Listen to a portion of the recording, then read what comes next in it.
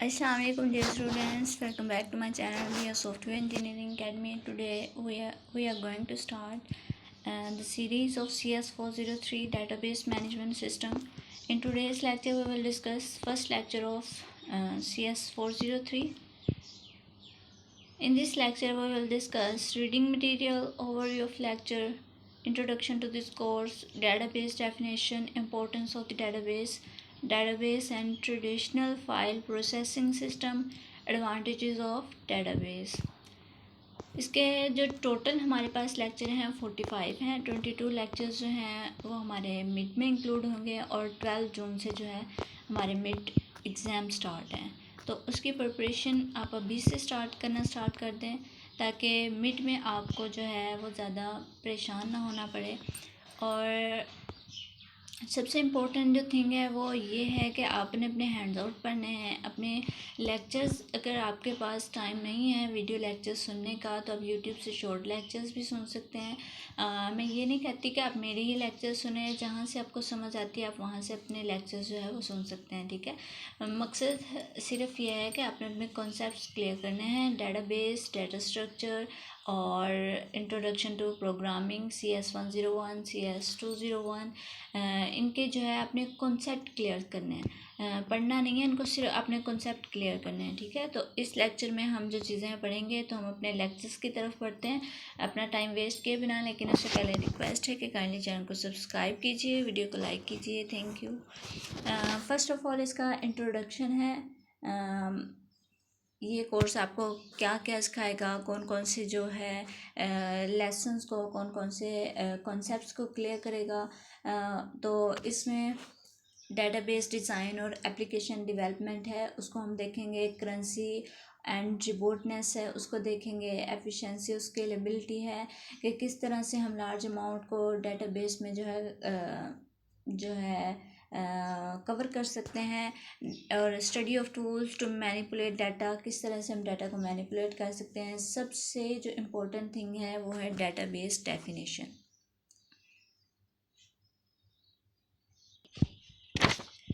तो इस जो डेफिनेशन है ना वो बहुत ही इम्पोर्टेंट होती है किसी भी उसमें सब्जेक्ट की। थ्योरी टेक्निकल सब्जेक्ट जो होता है उसकी डेफिनेशन बताती है, उसका कोर आइडिया होता है कि बेसिकली ये चीज़ है क्या। तो हम डेटाबेस की जो डेफिनेशन है वो आपको बताएगी कि इसमें हम करेंगे क्या। हम यहाँ पे डिफरेंट डेफिनेशंस दी हुई हैं, इनको देखेंगे, उनको कंसंट्रेट करेंगे उन डेफिनेशंस को, और फिर एक दूसरे के साथ उनको रिलेट करने की कोशिश करेंगे, उनको समझेंगे। तो we establish a better understanding of use of working and to some extent the components of database. First जो इसकी डेफिनेशन है बहुत ही मतलब पर्सनली जो मैं लाइक करती हूँ या रिकमेंड करती हूँ वो यही है, a shared calculation of logical related data. क्या है? A shared collection of logical related data design to meet the information needs of multiple users in an organisation.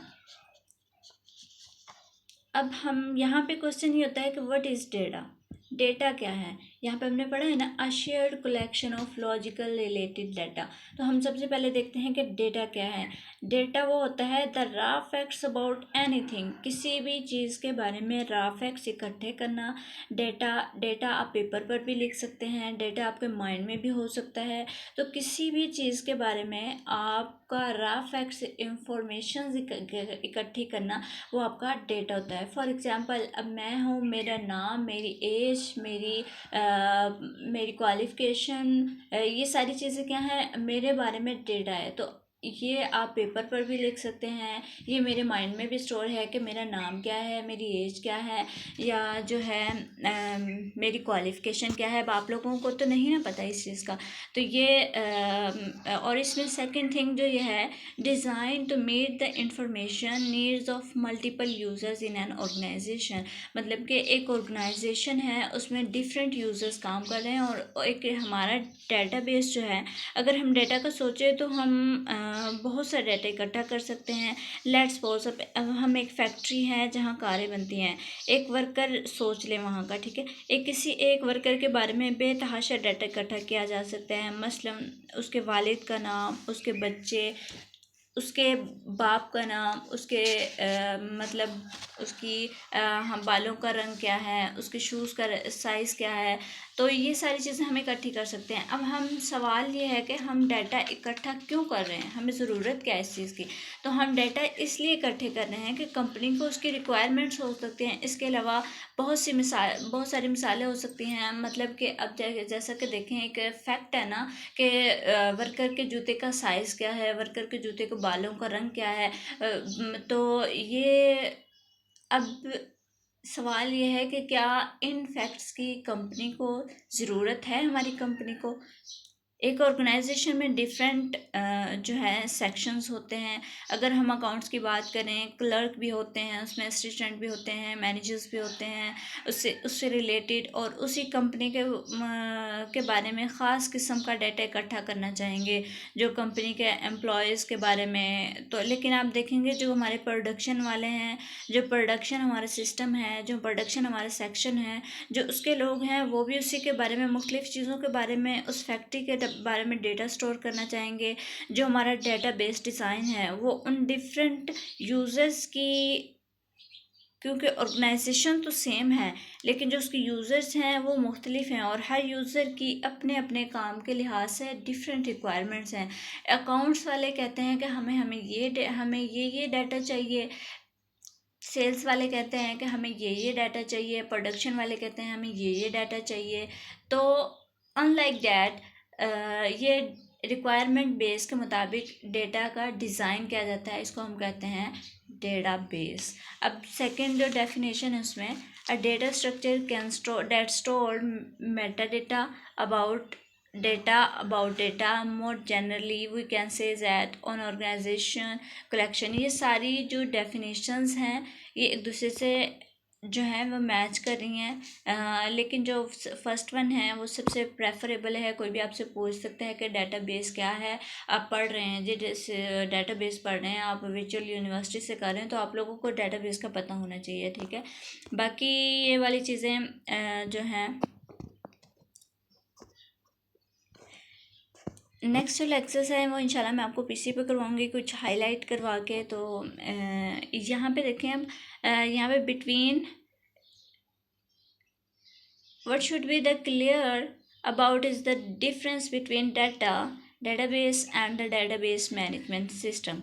ये डिफरेंस बताया हुआ है। See the database is the collection of data about anything. Database क्या है, collection है data की, कोई भी चीज़ के, कुड बी एनीथिंग, कुछ भी हो सकता है, like cricket team, students, buses, movies, personalities, stars, सीज, building, furniture, lab equipment, hobbies, hotels, pets, countries, and many more, anything about which you want to store data, which means by simply यहाँ पे कुछ उसकी example दी हुई हैं।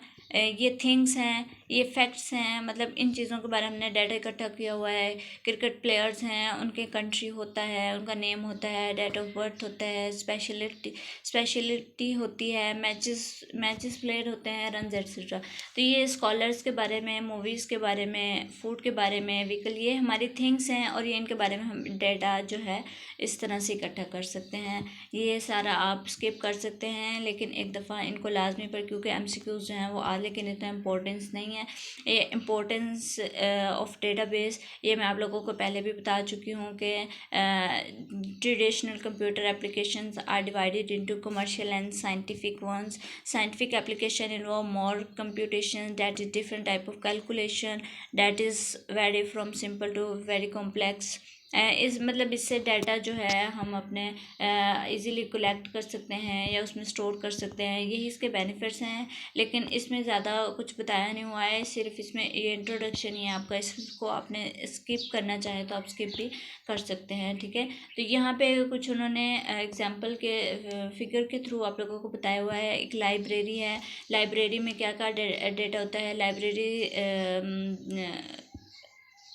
जो है हमारी एजुकेशनल इंस्टीट्यूट में एग्जिस्ट करती है, उसमें रजिस्ट्रेशन होती है, उसमें डेटा होता है, उसमें फ़ाइल्स भी पड़ी होती हैं, और उसके अलावा एग्जामिनेशन है उसमें भी रजिस्ट्रेशन होती है, और रजिस्ट्रेशन है वो तो रजिस्ट्रेशन उसमें, और डेटा फाइल्स, ये सारी जो चीज़ें हैं। The diagram present a traditional file processing environment, the main point being highlighted in the program and data interdependence, that is program and data depend on each other, मतलब कि programme और जो data है वो एक दूसरे के ऊपर डिपेंड करता है।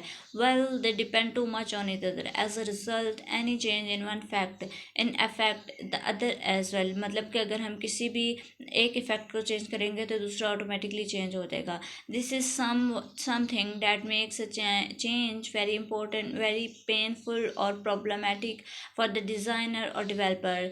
तो यही चीज़ है जो कि डिज़ाइनर और डेवलपर्स के लिए प्रॉब्लमेटिक प्रॉब्लम क्रिएट करती है। What do you mean by change and why do we need to change the system at all? This thing are explain in the following, मतलब कि हमें ज़रूरत क्यों पड़ती है सिस्टम को डिज़ाइन चेंज करने की या उसको डिज़ाइन करने की। The system are created after a very detailed analysis, मतलब कि हम रिक्वायरमेंट्स के मुताबिक ऑर्गेनाइजेशन की जो रिक्वायरमेंट होती हैं उनका डिटेल से उनका एनालिसिस करते हैं, फिर हम जो है सिस्टम क्रिएट करते हैं। बट ये पॉसिबल नहीं है कि हम एक ऐसा सिस्टम क्रिएट करें जिसको हम बाद में चेंज नहीं कर सकते। यहाँ पे बहुत सारी उसकी रीज़न हो सकती हैं। जो मेन रीज़न है कि यूज़र जो हैं वो रियल एस्टेट में अपना सिस्टम को गेट करते हैं, जो कि एस्टेब्लिश हम करते हैं वो उसको रियल टेस्ट में उसको जो है गेट करते हैं। यूज़र्स टेल द एनालिसिस, जो यूज़र्स होते हैं वो डिज़ाइनर्स को अपनी रिक्वायरमेंट्स बता देते हैं, और जो डिज़ाइनर है वो डिज़ाइन करते हैं बाद में उस सिस्टम को उन रिक्वायरमेंट्स की बेस पे। तो यही होता है डेटाबेस में, हम उनकी रिक्वायरमेंट्स के मुताबिक, बाकी ये आप स्किप कर सकते हैं, जो मेन कॉन्सेप्ट था वो हमने देख लिया है। और यहाँ पे कुछ एडवांटेजेस बताए हुए हैं डेटाबेस के। It will be helpful to retreat और database definition here, that is database is shared collection of logically related data। फिर से database की जो definition आ गई, designed to meet the information needs of multiple users in an organization। A typical database system environment is shown in 3, ये हम already देख चुके हैं। Library, examination, registration. लाइब्रेरी जो है database management system है, और data sharing, control, redundancy, data independence, better data integrity। The figure shows different subsystems or applications। Database management का सब सिस्टम है वो लाइब्रेरी है, एग्जामिनेशंस हैं और रजिस्ट्रेशन है, और जो इसका मेन हेड है वो ऊपर उन्होंने दिया हुआ है, और नीचे लाइब्रेरी एप्लीकेशन है। There are separate different application program for every application or subsystem. However, the data for all application is stored at the same place in the database, and all application problem relevant data and users are being managed by a database management system। This is a typical database environment। ये मतलब कि जो normally use होता है वो data sharing है इसमें, कि हम इसमें डाटा शेयर करते हैं। अगर मतलब डिफरेंट डिपार्टमेंट हैं तो उनको अगर कोई कॉमन चीज़ रिक्वायर्ड है तो वो इस तरह से हम उनको डुप्लिकेट कर सकते हैं। डाटा शेयरिंग में यही आ जाता है। और डाटा इंडिपेंडेंस है, ये इतनी इंपॉर्टेंट नहीं है, ये आपने जस्ट पढ़ लेनी है, आपके कॉन्सेप्ट्स क्लियर होना चाहिए। आई थिंक लेक्चर जो है वो बहुत वीडियो लंबी होती जा रही है, तो इस वजह से मैं थोड़ा सा इसको स्किप करवा रही हूँ। अगर कंट्रोल रिड्यूंडेंसी है means that we don't need to duplicate. Control redundancy का मतलब है कि हमें डाटा को डुप्लीकेट करने की अगर कहीं पे ज़रूरत नहीं है, तो मतलब अननेसेसरली उसको डुप्लीकेट करने की ज़रूरत नहीं है। We do duplicate data in the database, हम डुप्लीकेट कर सकते हैं। However this duplication still deliberate and control, लेकिन वो डुप्लीकेशन जो है वो कंट्रोलेबल होनी चाहिए।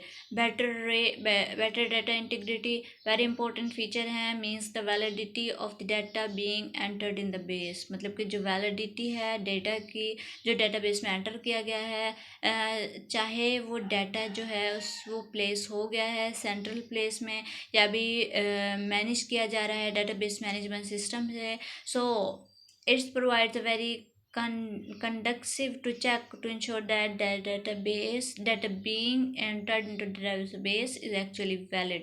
मतलब कि जो database में डाटा एंटर किया गया है वो जो है एक वैलिड डाटा है। ठीक है, तो ये सारा जो था लेक्चर था।